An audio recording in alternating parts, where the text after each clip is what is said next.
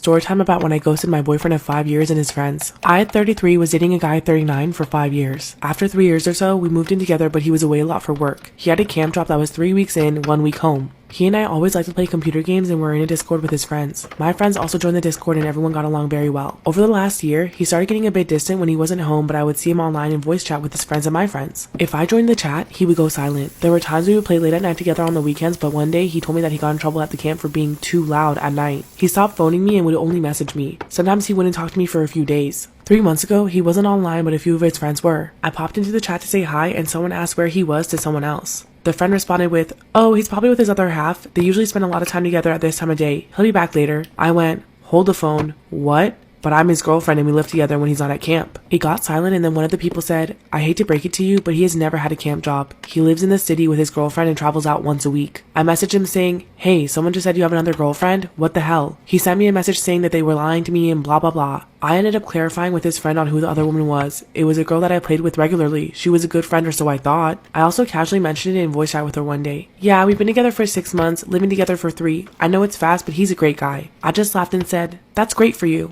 I didn't break up with him. I pretended to believe him. In the meantime, I had been looking at purchasing a house for the last year and was about to close on a deal. Our finances were completely our own and I hadn't told him that I found one that I put an offer in for. After closing the deal, it took a month for me to receive the keys. The day I moved into the house, January 2nd, I put his things in storage, sent him a message on Discord to give him the storage details, moved into my new house, then I left the Discord and went full ghost mode with him and his friends. I also changed my phone number and deleted my Facebook. I told a few select friends about what happened and gave them my new number with instructions not to tell them anything about where I am or my new details. My friends threw me a housewarming party a few days ago. My best friend said that my ex is frantically looking for me. He has been calling all my friends and saying he's worried about me. She had told him that I knew he was cheating and that I was gone. Apparently he cried. She also went so far as to pop into the Discord with him, his friends, my friends, and the other woman to say, "Hey, did you get your stuff after she broke up with you for cheating on her?" Apparently he's single now and the other woman kicked him out and broke up with him. She also asked my friend to send me her sincerest apologies over everything. She wants my friend to give me her number so that we can talk. I'm not sure if I should, but I love my best friend. She totally had my back. Am I the asshole for asking my friend not to go to his painting class because I don't want him to see my girlfriend naked? Me and my girlfriend go to a college that has a decently sized art program. I'm not involved in that side of things because I'm a computer science major. My girlfriend's an English literature major, so she's right on the edge of the art program. Anyways, a close friend of mine is an art major. His program offers an optional art class sort of thing where they meet 4 times a month to paint a model. They can then bring the painting to one of their major classes for extra credit. It's not required, and as far as I know, most people do it just for fun. He's a great artist, and I've seen a lot of his work, and it's actually amazing and incredibly detailed. The issue for me is that my girlfriend signed up to be the model. I realized this would mean my friend would be seeing my girlfriend naked, then painting her and hanging up a picture of my naked girlfriend in his room.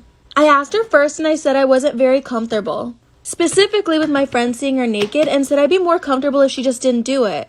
She said no and said I was making it sexual when it wasn't.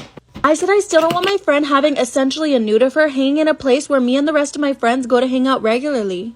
She then told me I was being overly insecure, so I asked my friend. He said no because it's his art and he gets no sexual pleasure. I asked if he could just not hang up the picture and he got pissed and told my girlfriend.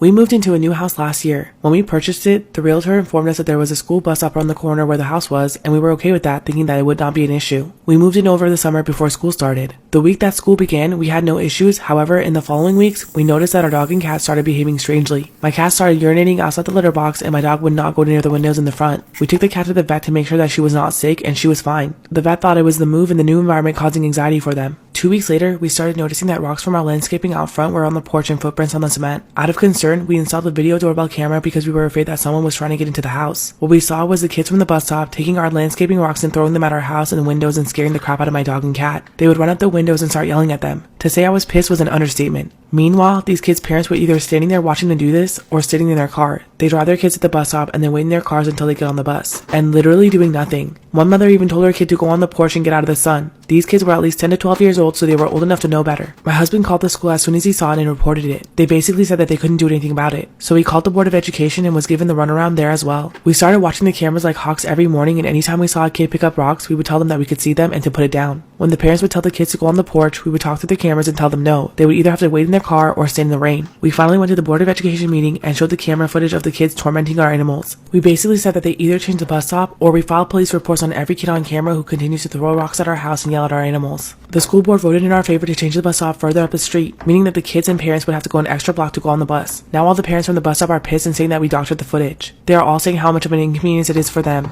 We would not have asked to change the bus stop if these kids did not do what they did to our dog and cat. Are we the assholes for having the bus stop changed?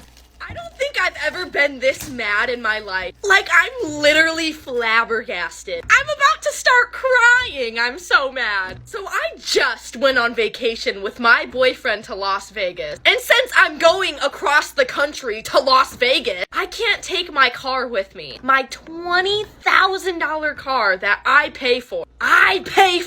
So I had to leave it at home in the garage. And before I left to go to Las Vegas, the one thing I told everybody in my family, the one thing I said was that nobody is allowed to drive my car. Nobody can touch my car, go inside my car, even look at my car. Do not go near my car. Don't drive it. It was the one thing I said. That was the only thing I said. And I also don't know why anybody would need to drive it. My dad has 2 cars, and my sister also has a brand new car. So why would you need to take mine, right? Well, I'm a week into my vacation. It's 2 days before I have to go back home. I'm living my life in Vegas, having so much fun, no stress, no anxiety, nothing. Until I scroll through Snapchat, and one of my friends posted a video of my sister driving my car.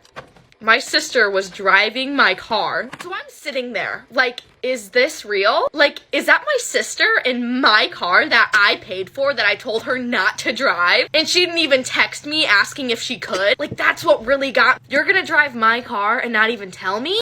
Huh. So I call her and I'm like, what the F is going on? She told me that she's been driving my car for the past week. She's been driving my car for the past week and nobody told me. Nobody told me. So I'm like, great, that's like so cool. The one thing I told y'all not to do, you did. You outdid yourself. And then to make things better, a snowstorm hit where I live. Really bad snowstorm. My sister was out driving my car, just driving around, going to friends' houses, picking them up in my nice, very beautiful car during a blizzard. And my car literally slides off the road when there's like the littlest bit of snow. So I'm sitting here scared that she's gonna crash my car into a ditch. Didn't happen, thank God. But then this is where things, progress. Before I left for vacation, I took a picture of how many miles were on my car to make sure that nobody drove it. So I had my sister send me a picture of how many miles were on my car since she had been driving it for a week. Take a guess how many miles were on my car. 500 miles. They put 500 miles on my car. Y'all, that is halfway to Florida in a week. Turns out, even though my dad has 2 perfectly good cars, he took my car to Wisconsin. He drove my car to Wisconsin. And I just got back home, and my car's a mess. There's garbage everywhere in my car. I'm low on gas. My tire's about to pop. So I feel like they just respect me so much. I feel so respected. Like, I'm just at a loss for words. Like, I just... Storytime. My boyfriend cheated on me, so I cheated on him with his cousin. So a little background information, I was 18 and a freshman in college. So my boyfriend and I have been dating for 3 years going on 4. And we were pretty much what you call a very toxic relationship. We would break up with each other, then get back together 5 minutes later. I would say that it's all really my boyfriend's fault, because instead of spending time with me, he would rather go out to the club and sleep with any whore that he could find. But he would always start an argument with me before he went to the club so that way he had a reason to cheat on me. And he's been doing this ever since we first started dating. I don't know why I didn't take that as a red flag, but I'm a dumb bitch who lacks common sense and is completely blind to red flags. So I started a private Snapchat that was basically like an OnlyFans. And I had his cousin on there who was low-key my best friend. And he would low-key always hype me up on my thirst traps. So eventually I sent him a whole nude picture of myself. His cousin had a girlfriend, but neither of us were going to tell our significant others. And I told his cousin that I would sleep with him if he cheats on me again. Well, what do you know? A few nights later, he calls me starting an argument before he goes to the club. So I go to bed, I'm bawling my eyes out. And he calls me at 3 in the morning asking for me to get an Uber for him and some friends. But I hear a girl talking in the back. So obviously I gave him a hard time about it. So he hangs up on me, calls me 20 minutes later, and I hear this girl talking in Spanish in the background. Me being me, I assume the worst. I assume that he cheated on me. So he calls me the next day saying that we need to talk. So like I said, he calls me over to his house. He says that I'm the problem in the relationship. I'm the reason why he cheats on me 24/7. So I'm like, you know what? Whatever. I leave and I go to his cousin's house, and his cousin kind of does the deed on me. After that, I leave because I really wasn't trying to do the nasty. So a few weeks later, my boyfriend texts me saying, I need to talk to you, da-da-da. And we're not together at this point, mind you. And he's like, hey, like, I just feel like you're really not being honest with me. Like, I want to get back together, but I feel like you're unfaithful. And I'm like, what the fuck do you mean? You literally cheat on me 24/7. So I give him my phone to go through it. I thought I deleted everything, but I didn't delete a conversation between my best friend and I. So I'm bawling my eyes out, turn on my game face for lying. And I'm like, I swear to God, like, I didn't cheat on you. It was a prank. But he did the nasty with that girl, so I think we're even. So obviously I got back with him and we've been together for 4 years.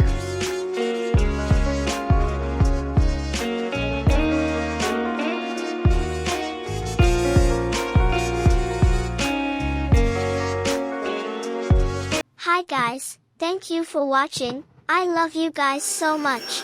Please like and subscribe to see more great videos. See you again.